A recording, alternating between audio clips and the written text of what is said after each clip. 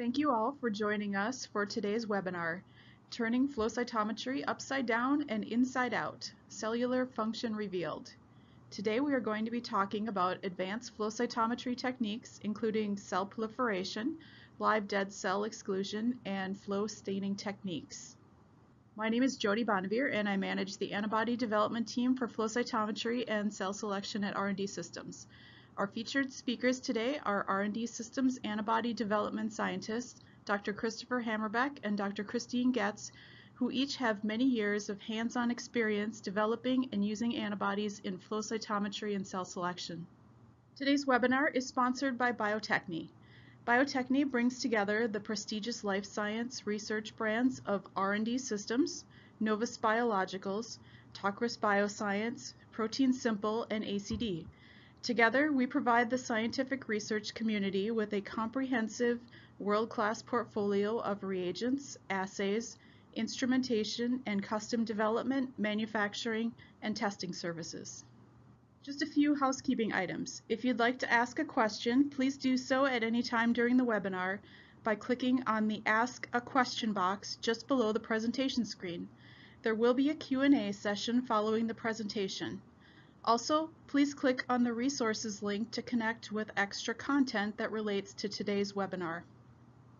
Chris and Chris will be sharing their expertise shortly, but first I would like to take a few minutes to highlight the importance of using high-quality, specific, and sensitive antibodies in flow cytometry, and show you a bit of what goes on behind the scenes in the antibody development process at R&D Systems. R&D Systems has been developing and manufacturing antibodies for over 30 years. All products are manufactured under ISO compliance guidelines, and certain products are FDA cleared or manufactured to GMP grade. Our antibodies are well suited for cytometry experiments because many are generated from whole protein immunizations, which often results in antibodies with high affinity to natural conformation proteins. In flow cytometry, it is critical to use antibodies that are specific and sensitive. R&D Systems maintains a rigorous antibody validation pipeline to ensure that only the highest quality antibodies are available on market. We are able to do this by controlling the entire process, starting from antigen and antibody design, where we incorporate customer, collaborator, and literature input, to designing cell models and then testing pilot antibodies simultaneously in multiple applications, such as Western blot, ICC, IHC, and ELISA match pairs, in addition to flow cytometry. Those few clones picked to become products are then tested again in large-scale production and again after bottling before release to customers. In addition, every new production lot of antibody is tested side by side with the previous lot to ensure reproducibility. These stringent quality control parameters help ensure the highest quality antibody is released to customers. We also work closely with the Human Cell Differentiation Molecule Organization, which runs the HLDA, or Human Leukocyte Differentiation Antigen workshops, to designate new CD markers. To meet the HLDA designation, antibodies must meet stringent criteria, including specific staining on positive but not negative cell types, including transfectants and natural cell subsets. In addition, at least 2 independent antibodies must have identical staining patterns. In the most recent HLDA workshop, an R&D Systems clone received the HLDA designation for each of the newly named CD markers defined in this conference. In addition to traditional hybridoma antibody development, R&D Systems also develops recombinant antibodies for increased reproducibility, as well as the capability to engineer different parts of the antibody, such as adding tags, switching isotypes, and converting hybridomas. Concerns about improperly characterized antibodies used in biomedical research have been raised, and reproducibility issues have resulted in loss of time and resources. Bio-Techne is actively engaged in a range of global antibody validation initiatives. 5 antibody validation pillars were outlined by the International Working Group for Antibody Validation in Nature Methods and discussed at the GBSI workshops. These validation pillars have been adopted by Bio-Techne. For example, Bio-Techne has implemented genetic strategies for enhanced specificity testing, including CRISPR knockout. In these examples, Ki67 and AXL are specifically detected in wild type, but not in knockout HeLa or A431 cells by either ICC or flow cytometry. In summary, R&D Systems is committed to quality and reproducibility in antibody development, validation, and manufacturing. We continually partner with global leaders in research. We offer more than 2,500 CyTOF-ready antibodies and more than 7,000 flow antibodies. With that, I will pass the presentation on to Chris and Chris. We understand that multicolor flow cytometry can at first seem daunting, but our objective today is to help you feel more comfortable with the techniques used and feel more confident to set up your own experiments. We are going to start the second webinar by showing you a 12-parameter experiment in human whole blood. There are three main populations: lymphocytes, monocytes, and granulocytes. This slide becomes very busy when you see all the combinations of cell markers used on each cell type, but the point is to show you how powerful flow cytometry can be. You can separate whole blood into multiple subsets using all these markers in a single tube. Now we will break down this figure into parts by concentrating on the monocytes and granulocytes in this slide. You can see that CD14 and CD11b can be used to identify monocytes. Similarly, CD15 can be used to identify granulocytes. In the next slide, we'll take a look at the lymphocyte populations you can subset. Here you can separate lymphocytes into NK cells, T cells, B cells, and gamma delta T cells. Resting versus memory T cells can be distinguished using CCR7. You can then further subdivide T cells into CD4 and CD8 T cells using the markers CD4 and CD8. CD8s can then be broken down into cytokine-induced killers and NK T cells using CCR7 and CD56. CD4s can be subdivided into Tregs using CD25. Finally, B cells can then be subdivided into HLA-DR positive B cells, and then CCR7 positive versus CCR7 negative B cells. CCR7 upregulation is indicative of being recently activated. This is an outline of what we are going to cover in this webinar. We'll start with the importance of staining order when using unconjugated antibodies and co-stains together. Antibody titration is important in any experiment, and we'll demonstrate this using an example. We'll then show how to optimize and detect cell proliferation using various reagents available on the market. Accurate and clean-looking data is always the goal, and we'll show you how to achieve this using dead cell exclusion and FC block. We'll then move on to topics dealing with cellular function, such as cell activation, detecting phosphorylated proteins, transcription factor expression, and secreted cytokine upregulation using intracellular staining. We'll discuss the importance of temperature when detecting chemokine receptor expression. Finally, we'll describe how to detect NK cell degranulation in a killing assay, and other strange things. In our first webinar, we talked about how performing a flow cytometry experiment can be broken down into 4 main steps. Today we would like to expand upon a few areas under each step that should help you improve the quality of your flow cytometry experiments, as well as demonstrate a few ways that flow cytometry can be used to understand cellular functions. Most of the flow cytometry antibodies that we use today are directly conjugated to a fluorochrome. In some cases, however, it is necessary to use unconjugated antibodies, or antibodies that are not directly attached to a fluorochrome. Detection of unconjugated antibodies involves the use of a directly conjugated secondary antibody that displays affinity for the isotype and species of the unconjugated primary antibody that you are using. For example, on the left, we have an unconjugated antibody specific for human CD3 that was made in a mouse and is represented by the red antibody. We would also call this a mouse anti-human CD3 antibody. On the right, we have an unconjugated antibody specific for human CD3 that was made in a rat and is represented by the blue antibody. We would also call this a rat anti-human CD3 antibody.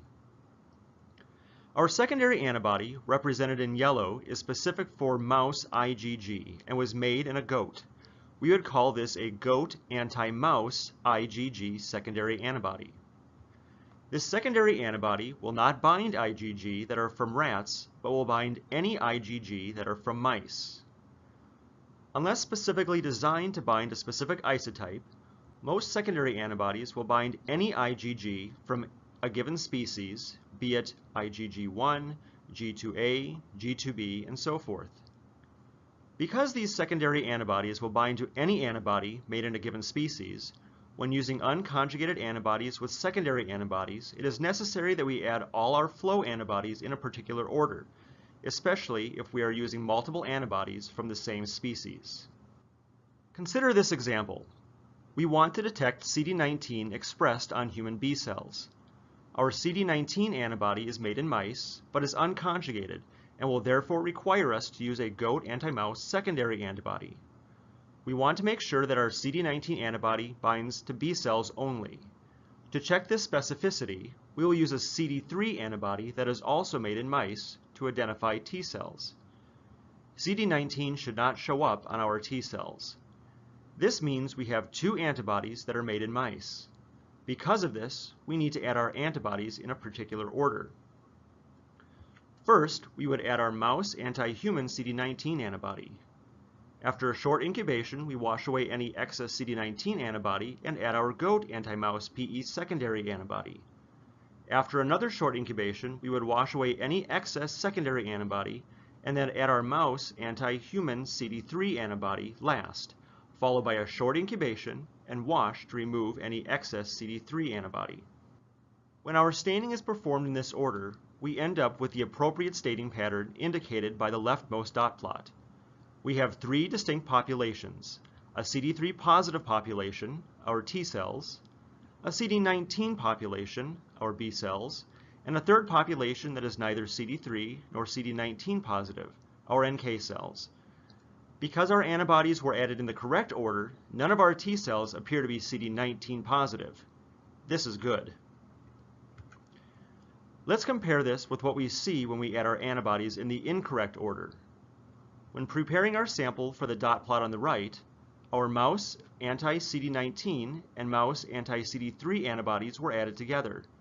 After a short incubation, these antibodies were washed away, and we added our goat anti-mouse PE secondary antibody. And now we have a mess. Now the majority of our cells appear to be both CD3 and CD19 positive. All our T cells appear to express CD19, which we know is not correct. So what happened? When we stained our cells in the correct order, our goat anti-mouse secondary antibody was washed away before we added our mouse anti-human CD3 antibody. Because we washed away our excess secondary antibody, it was not able to bind to our mouse anti-human CD3 antibody. The only antibody it could bind was the mouse anti-human CD19 antibody. When we stained our cells in the incorrect order and added both the mouse anti-human CD19 and mouse anti-human CD3 antibodies at the same time, the goat anti-mouse secondary antibody recognized both antibodies as mouse and bound to both the CD19 and CD3 antibodies. This means both of our T cells and B cells will appear to be PE positive, and because both cell subsets are labeled with the goat anti-mouse PE secondary antibody, the PE fluorescence is doubled, moving the PE positive population further to the right. Now we will discuss the importance of cell number and antibody concentration. Flow antibodies are typically recommended to be used on 1 million cells per sample. Now we all know that cell counting is tedious, especially when you're running differentiated cells and have a long reactivation. So there are instances in which too many cells are stained with your antibody or antibodies of interest. The resulting problem is that you are probably staining too many cells with too little antibody. Refer to the schematic below. With 1 million cells, there is enough antibody relative to the number of cells so that all of them are stained. However, with 10-fold more cells, many of your cells are not stained as the antibody wasn't optimized to stain that many cells, so too little antibody is being used. This is best exemplified in the following example. Varying numbers of CD4 positive T cells, as shown on the right, have been stained with CD127 APC at a fixed concentration. Keep in mind that CD127 is a low-density marker and that we're pushing it using a high number of cells with a fixed amount of antibody. You can see that the staining is optimal using less than or equal to 1 million cells, or as indicated by this orange histogram. When you stain over 2 million cells using a fixed amount of CD127 APC, your level of CD127 expression decreases substantially. This is because you've diluted out your CD127 APC antibody by using too many cells. This is especially important to keep in mind with a low-density marker, as expression levels will already be low. Now we'll discuss how to assess cell proliferation using flow cytometry. There are a couple of ways to assess cell proliferation. One approach is to use antibodies to detect BRDU or Ki67, and refer to the schematic in the lower left to see these outlined in this diagram. BRDU is in the yellow and Ki67 is in the red. Though both use antibodies for detection, they are different in their methodology. BRDU is an analog of thymidine and is incorporated into the cell's DNA in place of thymidine. Newly synthesized DNA contains BRDU, so it accumulates as the cells divide. For detection, you can either use BRDU in your cell culture or inject animals with BRDU if you're doing an in vivo assay. Then there is an intense staining protocol that requires DNase treatment of your cells followed by intracellular staining with a fluorochrome conjugated BRDU antibody. In contrast, Ki67 is a nuclear protein that is associated with cell proliferation. It is present during all active phases of the cell cycle and is absent in resting cells. Its expression peaks during S phase. Detection of Ki67 is straightforward. You carry out intracellular staining for detection. Ki67 expression is shown in these two dot plots in the bottom here, where PBMCs have either been stimulated with PHA for 2 days or are naive, as shown in this right dot plot. You can see that Ki67 expression is high and is easily detected in the stimulated PBMCs. Another approach is to use cell proliferation dyes, where you can see the actual number of cell divisions.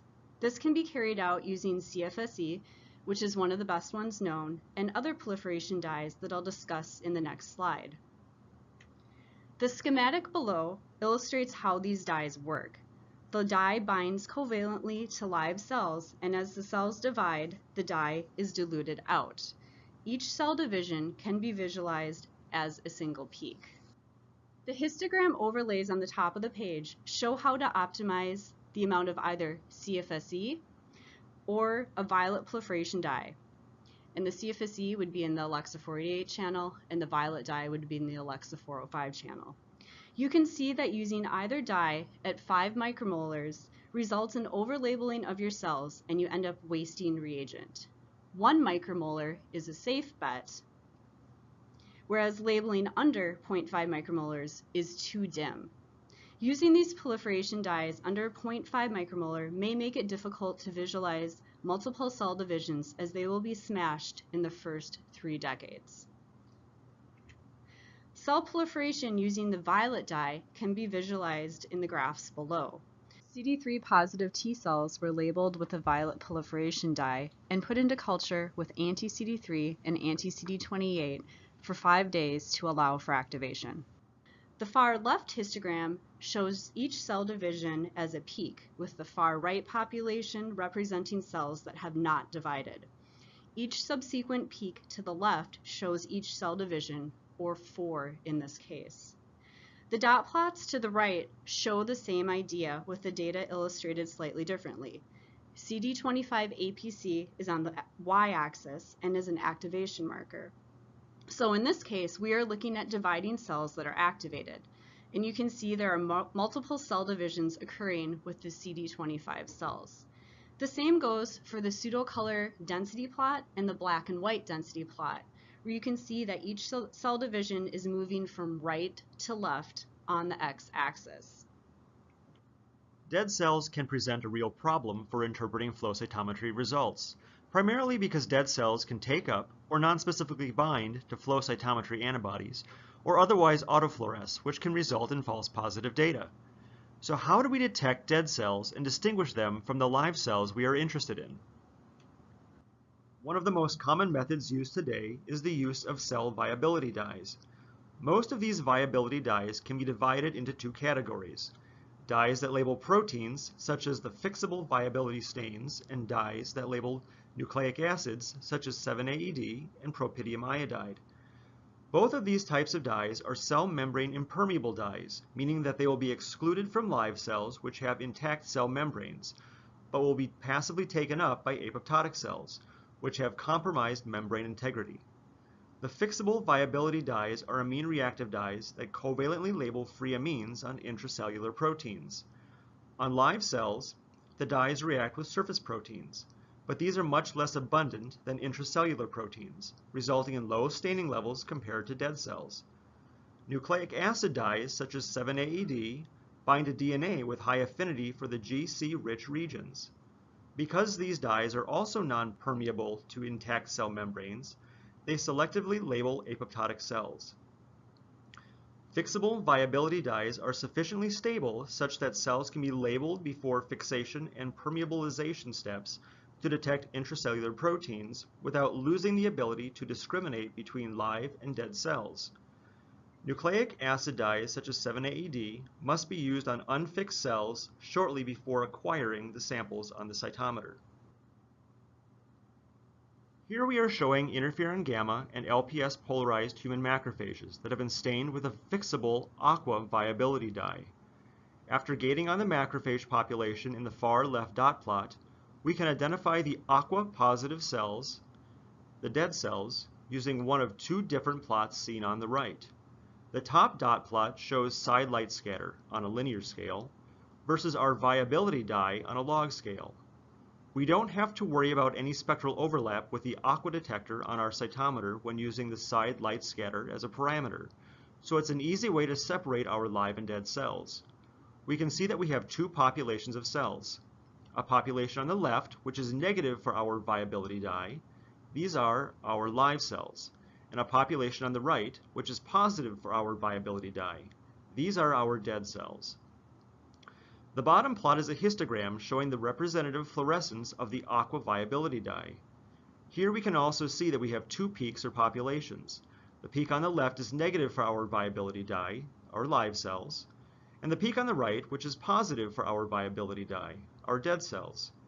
This histogram demonstrates one of the weaknesses using a histogram with a dim colored dye such as aqua or an AmCyan equivalent, which is excited on the violet 405 nanometer laser. We don't have clear separation between our positive and negative peaks. We're left to wonder where do the live cells end and the dead cells begin. In this case, using the top side scatter versus aqua viability dot plot gives us better discrimination of our live and dead populations. Viability dyes in other colors such as Alexa 488 or Alexa 647 equivalents are much brighter and will result in two clear distinct peaks when shown as a histogram. Cell size can often be a good way to start visually distinguishing between live and dead cells, as dead cells are typically smaller in terms of forward and side scatter compared to live cells. However, size doesn't always matter, and sometimes cells that might appear dead based on forward or side scatter may not actually be dead. When live and dead cells occupy the same space, size alone is not sufficient to identify dead cells, and a viability dye must be used. For example, here we have a population of interferon gamma and LPS polarized macrophages. Interferon gamma and LPS are potent macrophage stimuli, so we could expect a high percentage of dead cells after 24 hours. Within the macrophage gate, in the top left dot plot, we can see that virtually all the cells have a low forward scatter and moderate side scatter profile and look dead. Based on the uptake of an aqua viability dye in the upper right dot plot, we can see that a large fraction of our macrophages are alive, approximately 65%. If we then compare the forward and side scatter profiles of the live aqua viability dye low cells and dead aqua viability dye high cells in the bottom dot plot, we can see that both the live and the dead cells occupy the same forward and side scatter profile and correlate with the bulk of our macrophage population in the top left dot plot. Without the use of a viability dye, we would not have been able to unmask the live cells within this population. Moving forward in our flow cytometry workflow, let's discuss some other considerations that can affect the way we prepare our samples for antibody staining. We'll start with Fc receptors. In humans, many immune cell types express Fc receptors, which upon binding to antibodies can affect many cell functions such as degranulation, phagocytosis, and the release of cytokines such as interferon gamma. For the purpose of our examples, we are going to focus on Fc receptor expression on monocytes and macrophages. Fc receptors bind the Fc portions of antibodies or immunoglobulins and are classified by the class of antibody that they bind. Since most flow cytometry antibodies are isotypes within the Fc gamma or IgG class, we are most interested in the Fc gamma receptors. The most commonly known members of the Fc gamma receptor class are CD64, CD32, and CD16. Fc gamma receptors typically bind IgG immune complexes and do so with relatively low affinity. However, CD64, which is constitutively expressed on monocytes and macrophages, has the ability to bind monomeric IgG, as does CD16 when expressed on NK cells. In addition to binding monomeric human IgG, human CD64 also shows a particular affinity for cyan dyes and mouse IgG2A antibodies. Blocking Fc receptors on cells is relatively straightforward and is done prior to adding flow cytometry antibodies. Many commercially available Fc block reagents can be purchased for this purpose. These are generally blocking antibodies for a given set of Fc receptors. Alternatively, you can use IgG of the same species to the cells you are staining.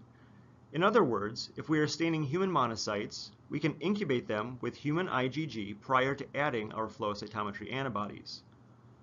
On human monocytes, when Fc receptors are not blocked, they have the potential to bind to the Fc regions of flow cytometry antibodies, especially those that are of the mouse IgG2A isotype, and create false positive results. When an Fc block reagent, or IgG, are added, they block the binding regions of the Fc receptors, preventing them from interacting with flow cytometry antibodies. But does this really matter? While the concept of blocking Fc receptors is simple, the result can mean the difference between detecting or missing a true positive signal or underestimating phenotypic changes in activated cells.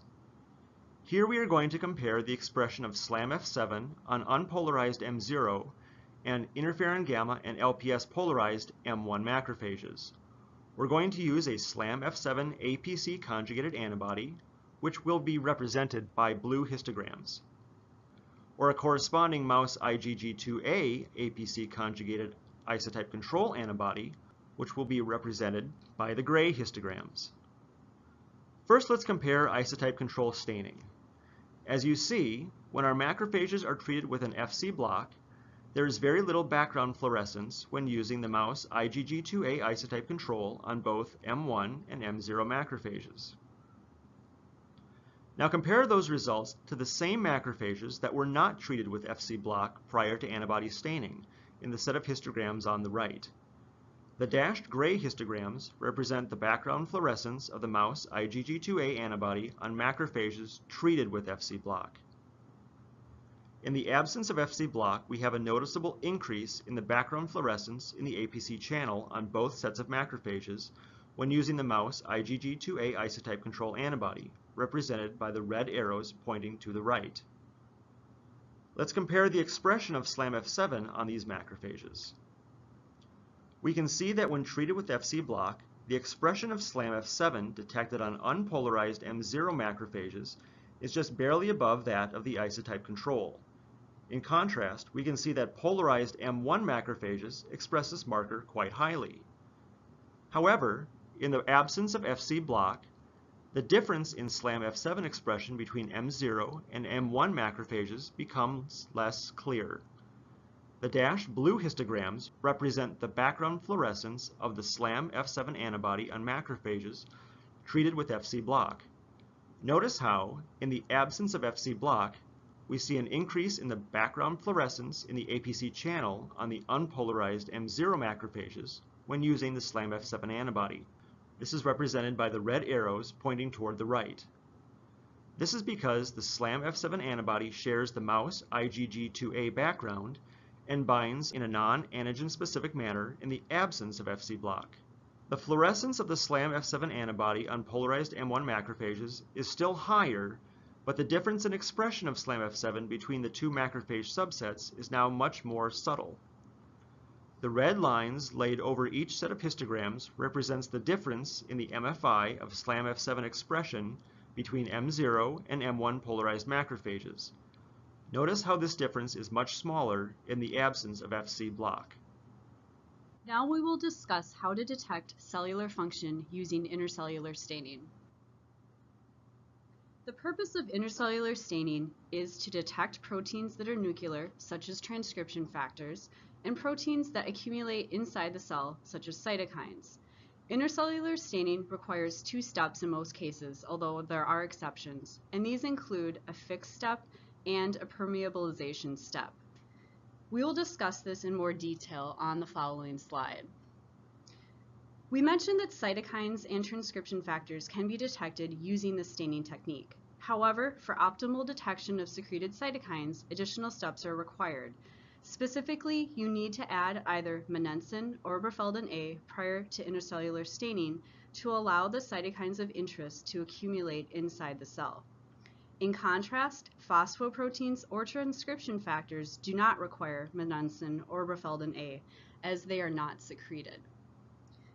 There are 3 main intercellular staining buffer systems. In each one, the fixed buffer is listed first, and the permeabilization buffer is listed second.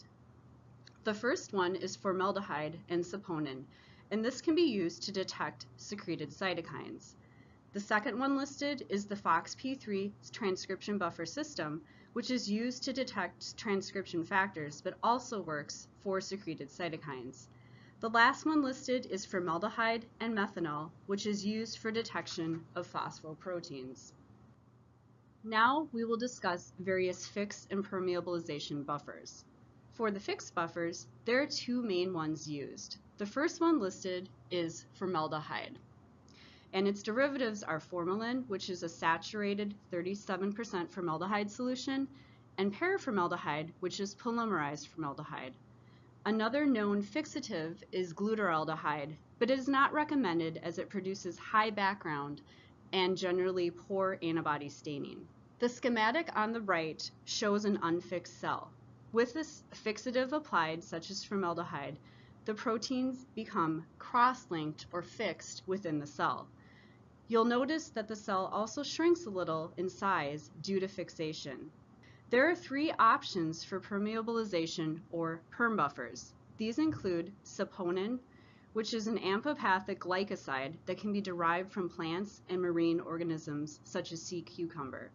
Low percentages are required to Perm cells.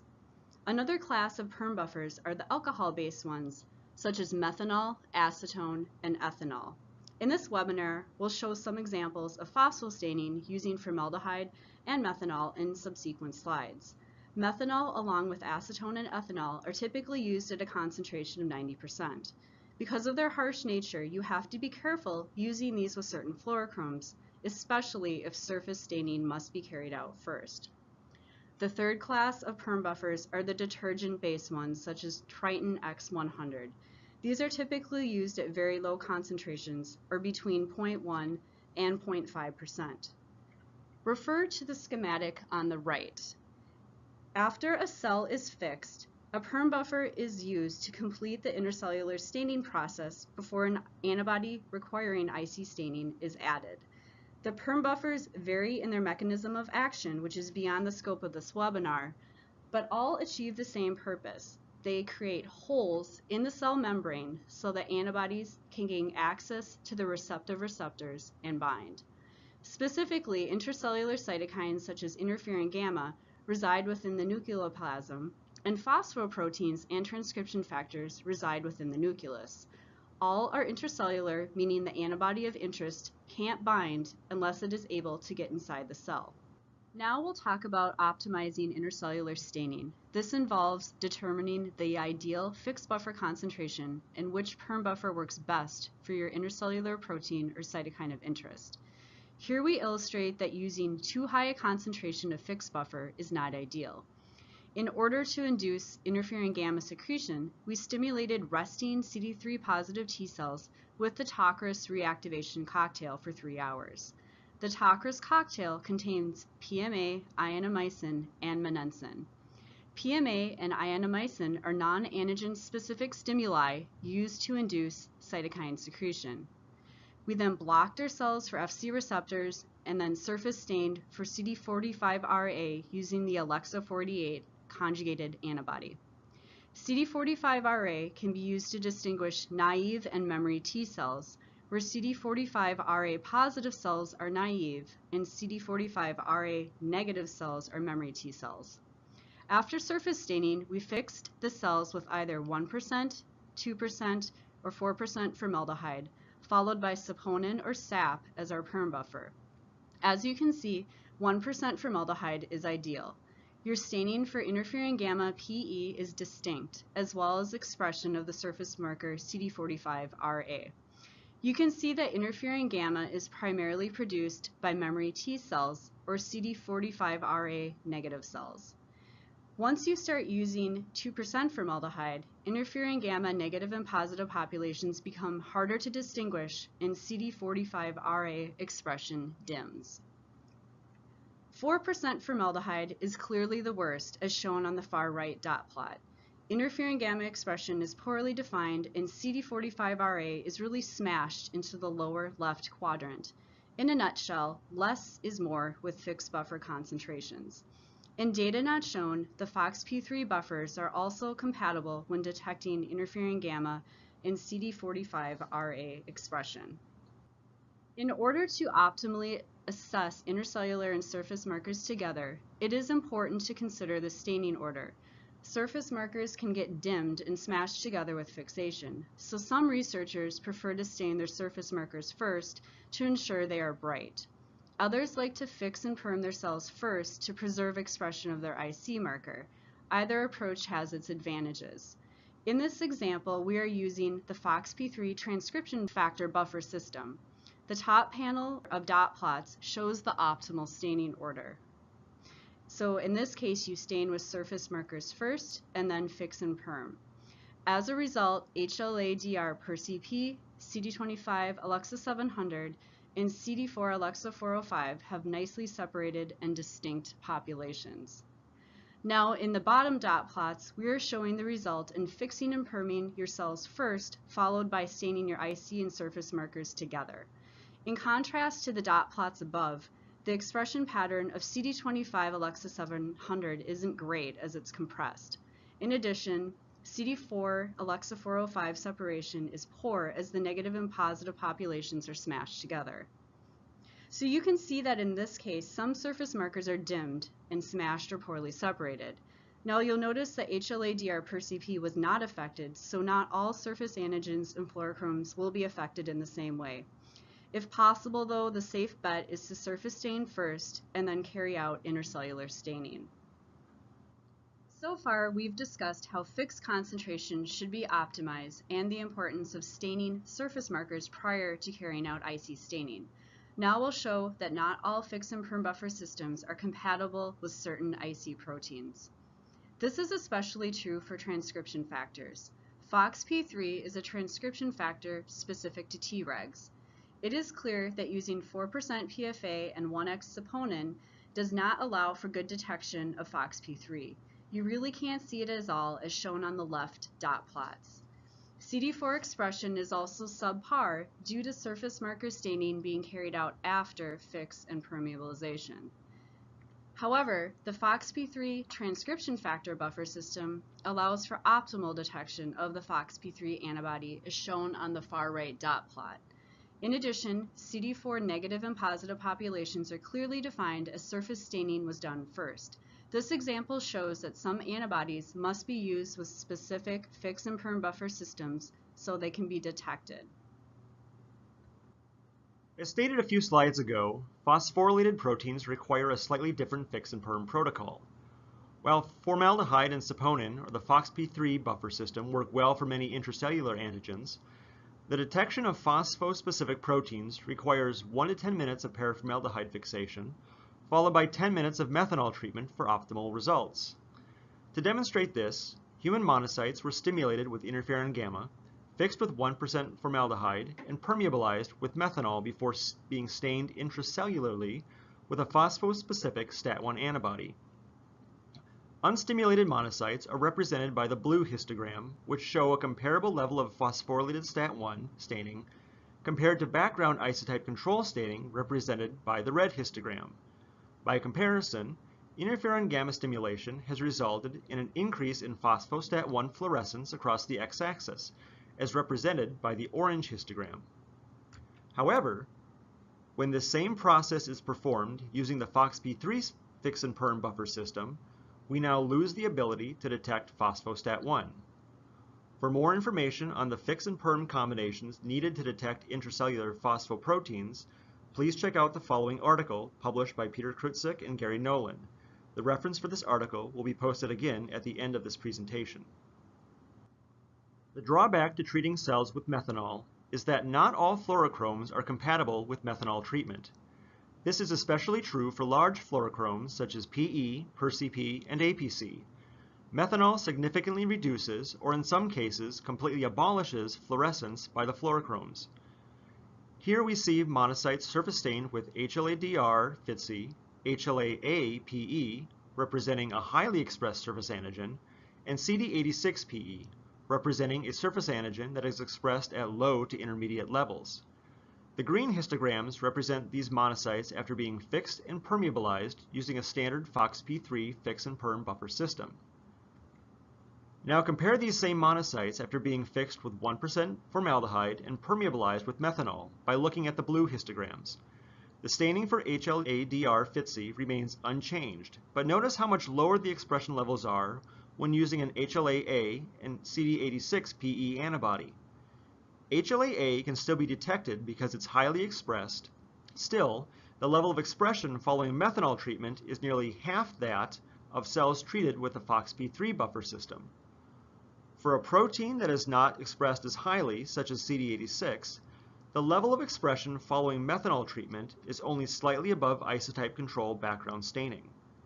Colors such as PE, APC, and PerCP can still be used on intracellular phospho-specific antibodies after methanol treatment, but should not be used on surface antibodies that will be exposed to methanol treatment. Now let's turn our attention to a topic that you may not have considered: staining temperature, specifically as it pertains to the detection of chemokine receptors.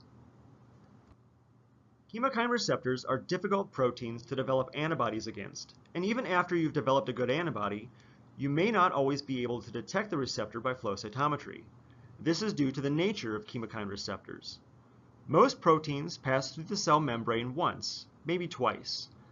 Because of this, the structure of those proteins changes very little. In contrast, chemokine receptors have 7 transmembrane domains, meaning they pass through the cell membrane 7 times. Each domain is subsequently in contact with membrane phospholipids, which are in constant motion. This, and the presence of 3 intracellular and 3 extracellular loops that are flexible to allow for ligand binding, result in a protein that has a degree of flexibility and allows for reorganization and reorientation of its various domains. For example, compare the orientation of domains 2, 3, 4, and 7 in the green cartoon of a chemokine receptor on the left with the cartoon on the right. Also compare the shape of the extracellular loops between domains 2 and 3 and domains 4 and 5 in red between the 2 cartoons. Keep this in mind as we discuss how flexibility, while necessary for ligand binding, can also negatively affect antibody binding. Let's pretend we have a chemokine receptor-specific antibody that recognizes 2 separate epitopes, one on the extracellular loop between domains 2 and 3, and a second epitope on the extracellular loop between domains 4 and 5. The antibody would be said to bind to a conformational epitope because both epitopes need to be in the correct orientation or conformation for the antibody to bind. In the cartoon on the left, the domains are in the correct conformation. However, in the cartoon on the right, the orientation of the domains has changed, leading to a change in the conformation of the extracellular loops. Thus, the chemokine receptor-specific antibody no longer binds its two epitopes. Aside from receptor flexibility, there are other factors that can compromise the detection of chemokine receptors. Chemokine receptors undergo internalization and endocytic recycling, which can be induced by even subtle manipulations such as temperature shifts, media changes during phycol separation, and lysis of whole blood. As a consequence, receptor internalization may render the cell negative. In some cases, the addition of sodium azide prior to manipulation of cells may prevent internalization of membrane receptors. However, staining for chemokine receptors at higher temperatures such as 37 degrees most often allows for maximal detection because higher temperatures, 1, allow for both the receptor and the cell membrane to remain fluid, increasing the likelihood that the receptors will enter the correct conformation to be recognized by receptor-specific antibodies, and 2, allow chemokine receptors that have been internalized to be recycled to the cell surface, exposing the greatest number of receptors to antibodies. In comparison, staining at a more traditional temperature, such as 4 degrees, can prevent these processes and freeze cells in a conformation that is not optimal for the detection of chemokine receptors. For more information on factors affecting chemokine receptor detection, please check out the following article published by Mario Roederer and colleagues. The reference for this article will also be posted again at the end of this presentation. To illustrate how staining temperature can affect the detection of chemokine receptors, we are showing the detection of CCR7 on CD4 T cells in human whole blood. Cells were stained prior to the lysis of red blood cells. When stained at 4 degrees, we are unable to detect any CCR7 expression beyond that of our isotype control staining, by which we have set our negative gate. When stained at a slightly higher temperature, room temperature, we can now detect a small but significant amount of CCR7. However, when we stain these cells at 37 degrees, virtually our whole CD4 T cell population now stains positive for CCR7. Now we are going to switch gears and discuss how to detect LAMP proteins on activated NK cells using a killing assay. NK cells are a class of innate immune cells that bridge the gap between innate and adaptive immunity. We can activate NK cells using a killing assay with K562 cells. The K562 cells are recognized as foreign, and the NK cells kill them. This allows for NK cell activation, and we can detect NK cell degranulation by examining upregulation of the LAMP proteins. Refer to the schematic on the top left. You can see that LAMP glycoproteins are expressed on the luminal surface of cytolytic vesicles. CD107A is LAMP1, CD107B is LAMP2, and CD63 is LAMP3. It is important to note that these proteins are not detectable on the cell surface of resting NK cells. Antibodies exist to detect each of these LAMP proteins. Upon NK cell activation, the proteins perforin and granzymes A and B are also upregulated so that NK cells can perform their killing function. As shown in the schematic on the right, during NK cell degranulation, cytolytic vesicles fuse with the plasma membrane of activated NK cells. The content of granules, including granzymes and perforin, is exocytosed. LAMP molecules then temporarily appear on the cell surface. Degranulating NK cells can be detected using LAMP-specific monoclonal antibodies. A couple of experimental considerations to keep in mind are that antibodies must be added directly to the cell culture supernatant during the killing assay, and that monensin is not required for LAMP protein detection. Here we are showing upregulation of LAMP1 and CD63 on NK cells during a 2-hour killing assay. Killing assays are performed by setting up varying ratios of effector cells, in this case purified NK cells, with target cells, or in this case K562 cells.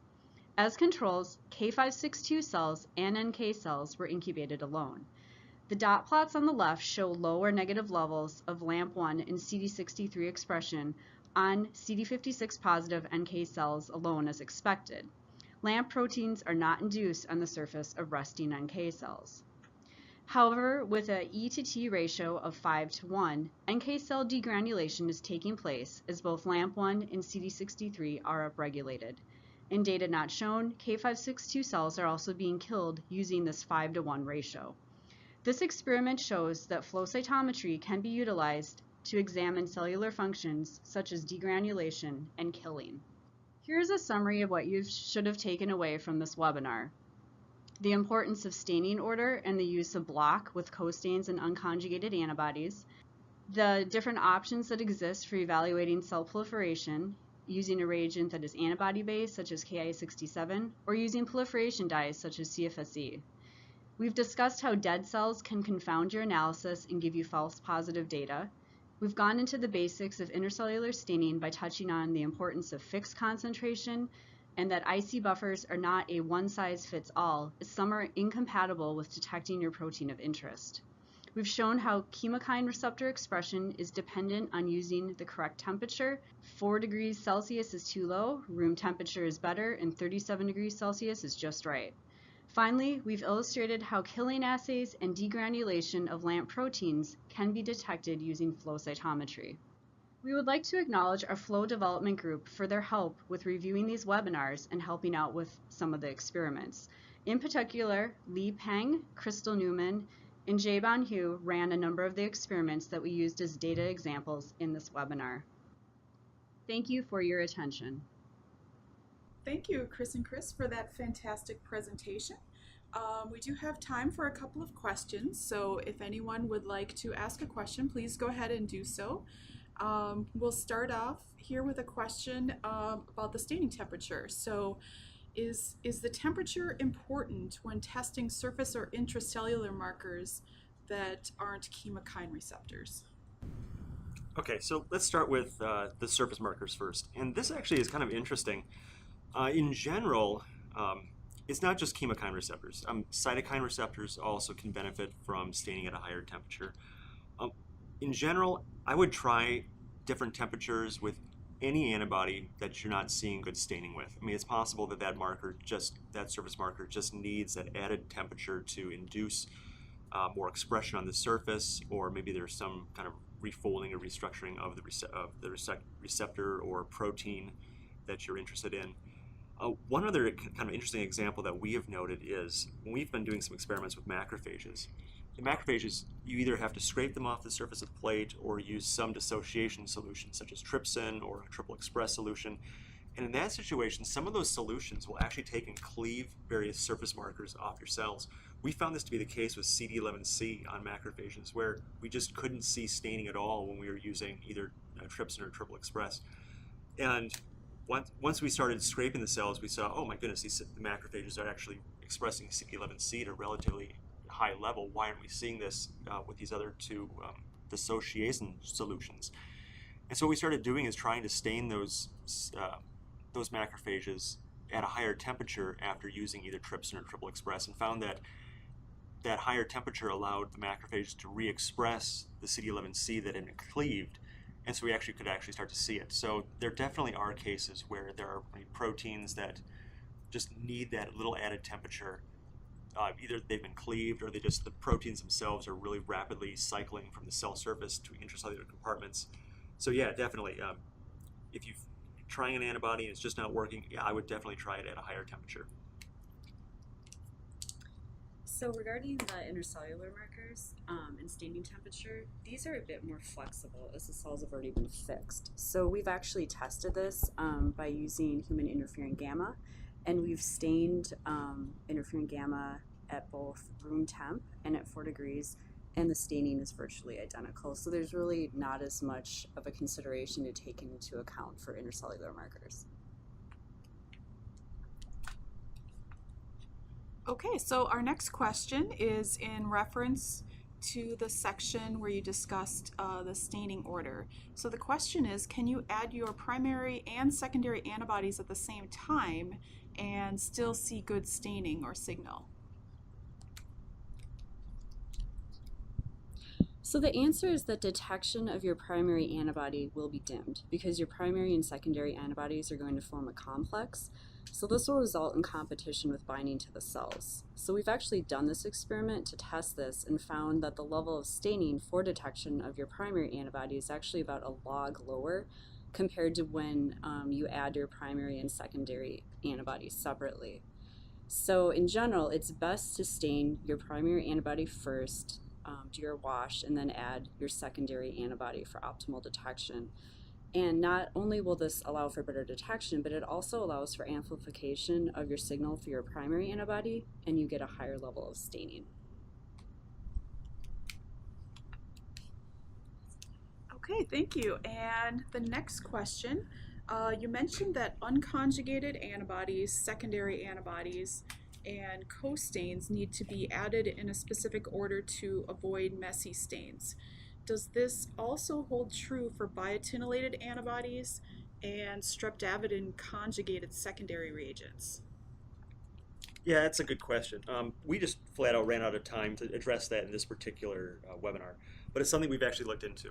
Although retrospectively, I guess we had to say this, we probably have a pretty incomplete answer for this question.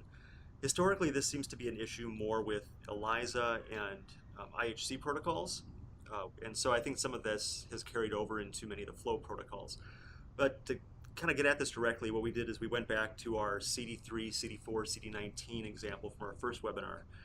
And in these experiments, we actually found that we could add a biotinylated CD19 antibody at the same time as our streptavidin secondary reagent and a CD3 and CD4 co-stain all at the same time without a loss of signal or any messy plots. So I guess in a way this makes sense, since the streptavidin secondary really only has specificity for the biotinylated CD19 antibody. This is where a streptavidin secondary differs from a traditional anti-mouse or anti-rat secondary antibody, which will bind just any antibody from that given species. I guess the biggest concern with adding a biotinylated primary antibody and a streptavidin secondary at the same time is that there's the potential that those two might actually form a complex, and that complex may interfere with the ability of the primary biotinylated antibody to bind its surface antigen. Now in our experiment, CD19 is really pretty highly expressed, and the streptavidin secondary, so it's a streptavidin PE secondary, that's sufficiently bright that we might actually not detect any small differences in antibody binding. You may see a bigger effect if we were to use a biotinylated antibody that is specific for a protein that is expressed at a lower density, such as say CD127 or the IL-7 receptor alpha chain, or possibly when using a dimmer streptavidin conjugated secondary such as Alexa-488 or Per-CP. For that matter, I mean, it might also be different for intracellular antigens. We haven't tested all these combinations yet, so it's a bit of an incomplete answer to the question. But I guess overall, I would just say I would recommend testing any combination that you intend on using, just to make sure you don't lose signal, to make sure you don't get a messy plot, make sure it's compatible with your system before really proceeding into a large experiment.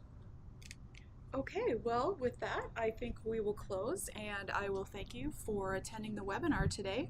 And I will also thank Chris and Chris for the fantastic presentation.